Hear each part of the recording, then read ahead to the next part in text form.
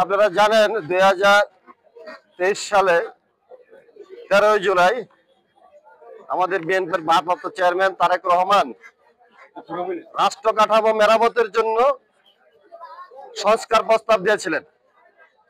সেই 31 দফা সংস্কার প্রস্তাব প্রথম দফায় কিন্তু কমিশন গঠন করার কথা বলেছিলেন। এদেশের মানুষের ভাগ্য উন্নয়নের জন্য বিএনপি ভারপ্রাপ্ত চেয়ারম্যান বিএনপির নিষ্পেষিত নির্যাতিত কারা নির্যাতিত দীর্ঘ সময় স্বৈরাচার 1/11 ফ্যাসিস্টের ষড়যন্ত্রের শিকার হয়ে দীর্ঘদিন যাবৎ বিদেশের মাটিতে অবস্থান করেও বাংলাদেশের প্রত্যন্ত অঞ্চলের মানুষকে সালাম জানিয়েছেন, তাদের খোঁজ খবর নিচ্ছেন। জানেন দীর্ঘ কারাভোগের পরেও সে চিকিৎসার জন্য, আপনি জানেন আমিও তার সাথে কারাভোগে ছিলাম, তখন তার সুস্থ মানুষকে ধরে নিয়ে অত্যাচার নির্যাতন করে তার পাঁজরের হাড় ভেঙে দিয়েছিলেন। সে দীর্ঘদিন চিকিৎসায় লন্ডনে থেকেও বাংলাদেশের মানুষের খোঁজখবর নিচ্ছেন, সালাম পৌঁছে দিচ্ছেন।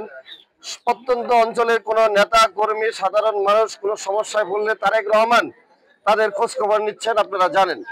সেই তারেক রহমান রাষ্ট্র কাঠামোর যে 31 দফা বাস্তবায়নের জন্য বলেছিলেন, আপনারা দেখেছেন কিছুদিন পূর্বে একটি পিআর পদ্ধতির জন্য নির্বাচন চাওয়ার জন্য বিভিন্ন রকম ষড়যন্ত্র চলছিল। আজকে সেই তালিকাবিহীন নামসত্র দলে তারা এখন পিআর পদ্ধতি বাদ দিয়ে, আজকে আমি পত্রিকায় দেখলাম যে তারা এখন কোয়ালিফিকেশন সরকার চায়। তার মানে কি তারা নির্বাচন চায় না। আমাদের তারেক রহমান স্পষ্ট ভাষায় বলে দিয়েছেন, দেশের মানুষের ভোটাধিকার প্রয়োগের জন্য দীর্ঘদিন দেশের মানুষ ভোট প্রদান করতে পারে না, তাদের নেতা নির্বাচিত করতে পারে না।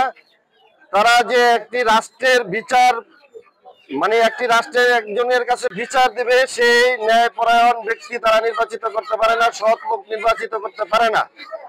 যাই হোক, তারেক রহমান সর্বদাই এই দেশের মানুষের কথা ভাবছেন, জনগণের কথা ভাবছেন। রাষ্ট্র মেরামতের যে সংস্কার প্রস্তাব তারেক রহমান দিয়েছেন, সেই সংস্কার প্রস্তাব নিয়ে কমিশন গঠন হয়েছে।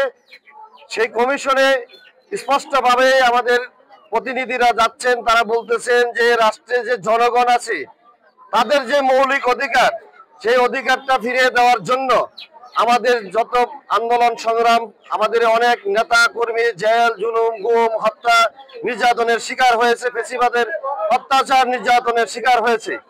সেই অত্যাচার নির্যাতন থেকে এদেশের মানুষকে মুক্তি দেওয়ার জন্য এদেশের জমি জমা দখলতে শুরু করে এমন কোন কাজ করে না এই 16 বছরে আওয়ামী ফ্যাসিস্টরা।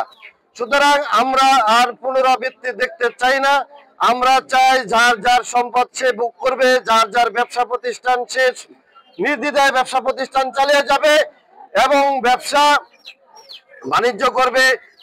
কারো কেউ হিংসাত্মক হয়ে ক্ষতি সাধন করবে না। আমাদের বিএনপির ভারপ্রাপ্ত তারেক রহমান স্পষ্ট ভাষায় বলে দিয়েছেন যে অপকর্মকারীদের আমাদের দলে ঠাঁই নাই, আমরা কোনো অপকর্মকারীকে দলে ঠাঁই দিব না, জায়গা দিব না।